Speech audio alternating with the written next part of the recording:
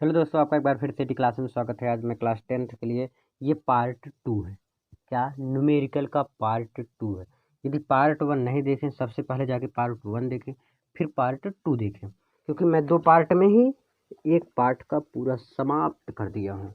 2 part में आपका part पूरा समाप्त कर दिया हूँ। जाके सबसे पहले पार्ट 1 देखें। यदि अभी तक नहीं देखें तो जाके पहले देखें, लिंक डिस्क्रिप्शन में और प्लेलिस्ट में भी आपको मिल जाएगा। ठीक है ना। अब क्वेश्चन को पढ़िए। मैं बताया था, पहले क्वेश्चन को पढ़ते हैं। क्वेश्चन में जो दिया गया है उसको ध्यान से पढ़ते हैं, समझते हैं, सोचते हैं, फिर लिखते हैं। अब फिर उसके बाद आपका आंसर आ जाएगा। न्यूमेरिकल बहुत ही इजी होता है। अब पढ़िए, जो दिया है उसको देखिए, समझिए, सोचिए। उत्तल लेंस की फोकस दूरी कितना है? यप, उत्तल लेंस, ध्यान दीजिए, उत्तल लेंस, ये ध्यान देने वाली बात है कि फोकस दूरी कितना दिया गया है। यप बराबर 20 सेमी।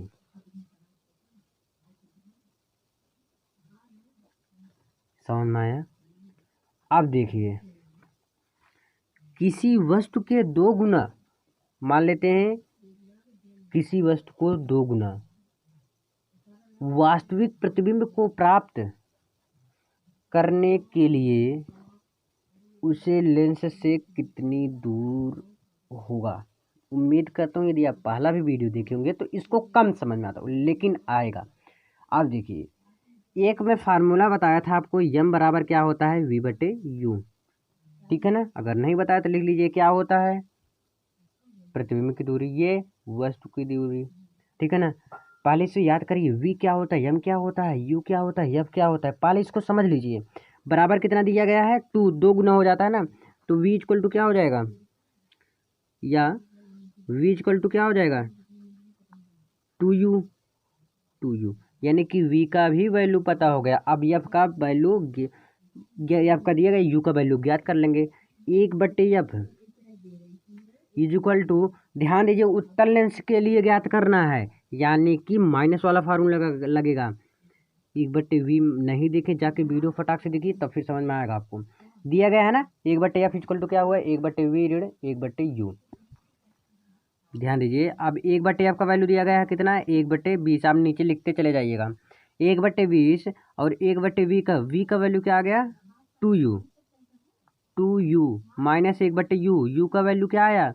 यू का वैल्यू नहीं दिया गया है। क्या है? यू का वैल्यू नहीं दिया गया है। यू का वैल्यू मुझे ज्ञात करना है। अब देखिए, 1/20 है, लिख लीजिए 1/20। अब इसको इसमें मल्टीप्लाई हम कर देंगे जब, और इसको इसमें यू है, ये ध्यान दीजिएगा, यू है तो 2u माइनस यू, यानी कितना बचा है? 1। ध्यान दीजिए, फिर से इसमें करेंगे 2u माइनस यू, 2u में से एक यू जाएगा तो बचेगा 1 अपान 2u, 2u, 2u। ठीक है ना, माइनस 2u।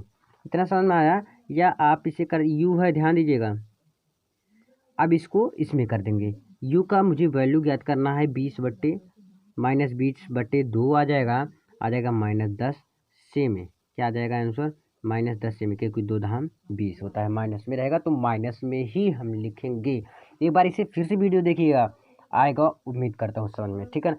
जैसे एफ दिया है, यू दिया, जो दिया गया पहले उसको समझिए, देखिए, समझिए, सोचिए, लिखिए। एफ यू किसी प्रदर्शित करते हैं, इसको भी सोचिए, तभी भी आपको समझ में आएगा। अच्छे से वीडियो देखिएगा। अगर नहीं समझ में आता है तो कमेंट आपका है, कमेंट आप करिए। नहीं आएगा, मैं एक बार फिर से बताऊंगा। अब देखिए, अगला क्वेश्चन है वो, अगला क्वेश्चन आप देख लीजिए। वायु के सापेक्ष किसी माध्यम का क्रांतिक कोण, किसी माध्यम का क्रांतिक कोण 45 अंश वायु के सापेक्ष उस माध्यम का अपवर्तनांक ज्ञात कीजिए। नहीं, अगर आपको क्लियर नहीं दिख रहा है तो लिख लीजिए, मैं फिर से बोल रहा हूँ। वायु के सापेक्ष किसी माध्यम का क्रांतिक कोण, वायु के सापेक्ष उस माध्यम का अपवर्तनांक ज्ञात कीजिए। अब देखिए, मैं इसके बारे में अच्छे से बताऊंगा, आज को आपको समझना है। एक क्रांतिक कोण में बताया था, क्रांतिक कोण किसे कहते हैं, और साथ में फार्मूला बताया था। क्या फार्मूला था? एन इक्वल टू क्या होता है? 1/sin c फार्मूला होता है। अब इसी से मैं ज्ञात करूंगा। सी का वैल्यू क्या दिया गया है? 45 अंश। एन इक्वल टू बहुत आसान है, sin 45, 45 अंश का क्या होता है? आप मैथ लिए हैं, त्रिकोणमिति है आप में तो पता होगा। साइन 45 अंश का मान होता है √2/1। क्या होता है? √2/1 होता है। किसका फार्मूला? साइन 45 अंश का। अब n इक्वल टू क्या हुआ? √2 का वैल्यू क्या होता है? अगर यही लिख देंगे तब भी आपका सही है। इसके आगे अगर √2 का वैल्यू लिखना है तो 1.414 होता है। ये आपका आंसर आ गया। ठीक है ना? उम्मीद करता हूँ ये भी दूसरा क्वेश्चन भी आपको अच्छी तरह से समझ में आया होगा। ठीक है ना? अब अगला क्वेश्चन, तीसरा क्वेश्चन देखिए। अगला क्वेश्चन पढ़िए, समझिए, सोचिए, फिर अपने आप से लगाइए ना उसे, फिर आएगा समझ में आपको। उम्मीद करता हूँ थोड़ा ये डिफ़िकल्ट है, घबराइएगा मत, भागिएगा मत, लास्ट तक वीडियो देखिएगा, फिर से देखिएगा। नहीं समझ में आता और फटाफट अभी तक शेयर नहीं किए तो शेयर कर दो, क्योंकि मैं अब की बार 2021 में बहुत कुछ करने वाला हूँ, बहुत धमाका मचाने वाला हूँ। सिर्फ साथ आपका चाहिए। शेयर कीजिए ज़्यादा से ज़्यादा, दोस्तों को अपने जोड़िए, अपने लोगों को जोड़िए। देखिए वायु के सापेक्ष ध्यान दीजिए। देखिए मैं ये सब क्यों कहा देता हूँ आपसे, जिससे कि आपका दिमाग कहीं और ना जाए, स्थिर रहे। वायु के सापेक्ष जल तथा कांच के अपवर्तनांक, जैसे मैंने कहा था वायु के सापेक्ष जल, यानी कि यहाँ से यहाँ तक देखिए बहुत ही अच्छी तरीके से बताने वाला हूँ। वायु के सापेक्ष जल यानी कि सबसे पहले क्या लिखेंगे? जल। जल किससे प्रेरित करते हैं? वाटर। वाटर मतलब पानी ना हुआ। वाटर के सापेक्ष वायु एयर। अब ये कितना दिया गया है? 4/AW NG। पहले देखिए, पहले क्वेश्चन को बार बार पढ़िए, समझिए, फिर उसके बाद आप इसे लगाइए, नहीं तो ये आपको थोड़ा कम समझ में आएगा। पहले मैं इसके नीचे वाला करता हूँ, अगले वीडियो में इसको वीडियो आपको मिलेगा, क्योंकि ये थोड़ा डिफ़िकल्ट है। पहले नीचे वाला देख लीजिए, इसके बाद एक वीडियो में ये ज़रूर क्वेश्चन मैं बताऊँगा आप सबको। ठीक है ना? ठीक है, आगे वाला मैं क्वेश्चन कर दे रहा हूँ, और ये वाला क्वेश्चन मैं आपको कहा हूँ तो बताऊँगा ही बताऊँगा ज़रूर से। ठीक है? एक 20 सेमी फोकस दूरी यानी कि क्या दिया गया है? एफ दिया गया है। लिख लो, एफ बराबर क्या है?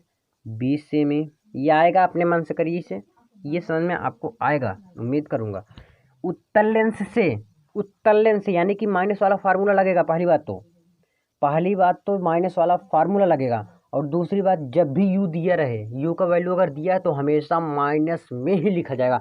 कभी भी यू का वैल्यू पॉजिटिव नहीं होगा। इतना समझ में आया? यू का वैल्यू कभी भी पॉजिटिव नहीं होगा, हमेशा माइनस नेगेटिव ही होगा। एक 20 सेमी फोकस दूरी के उत्तल लेंस से यानी कि माइनस वाला फार्मूला लगेगा। ये तो क्लियर हुआ। 60 सेमी दूरी यानी कि यू दिया गया है, यू बराबर 60। मैंने कहा अभी कि यू हमेशा माइनस में ही होता, कभी पॉजिटिव यानी कि धनात्मक नहीं होता है। सेमी रखी है। इसका प्रतिबिंब यानी कि वी, प्रतिबिंब लेंस से दूसरी ओर रखे पर्दे पर बनता है, यानी कि दिया तो नहीं है, बनता है। पर्दे वाले लेंस के बीच की दूरी ज्ञात कर रहे हैं, यानी कि वी भी ज्ञात करना है। क्या होता है फार्मूला उत्तल लेंस के लिए?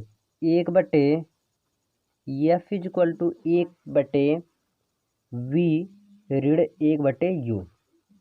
ठीक है ना? अब देखिए 1/F इक्वल टू 1/V का वैल्यू क्या दिया गया है? नहीं दिया गया है। U का वैल्यू क्या दिया गया है? -60। 1/-60। अब माइनस माइनस क्या हो जाएगा? प्लस हो जाएगा ना। तो लिख लीजिए 1/F इक्वल टू 1/V धन 1/60। एफ का वैल्यू दिया गया है 20, लिख लो यहीं पे।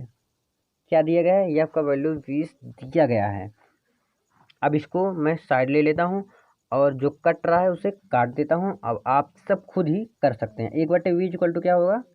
1/V इक्वल टू 1/V, ध्यान दीजिए, यहाँ दिखा नहीं आपको। देखिए 1/V इधर कर लेंगे तो क्या हो जाएगा? 1/20 माइनस 1/60। तो 1/V इक्वल टू क्या हो जाएगा? इसका एलसीएम ले लेंगे, क्या आ जाएगा? 60 आएगा एलसीएम, जहाँ तक उम्मीद करता हूँ। नहीं आएगा तो देख लेना आप सब। 20 तिहाई 60 3 बार गया, 3 1 कम 3, 6 कम 6 60 होगा। एक आया, 3 में से 1 गए 2, 2/60 काट देंगे तो क्या आ जाएगा? 30। यानी कि पर्दे के बीच की दूरी कितना आएगा? 60 आएगा। उम्मीद करता हूँ बहुत ही अच्छी तरीके से आपको समझ में आया होगा। तो यस नो में आंसर जरूर दो। धन्यवाद, मिलते हैं नेक्स्ट वीडियो में।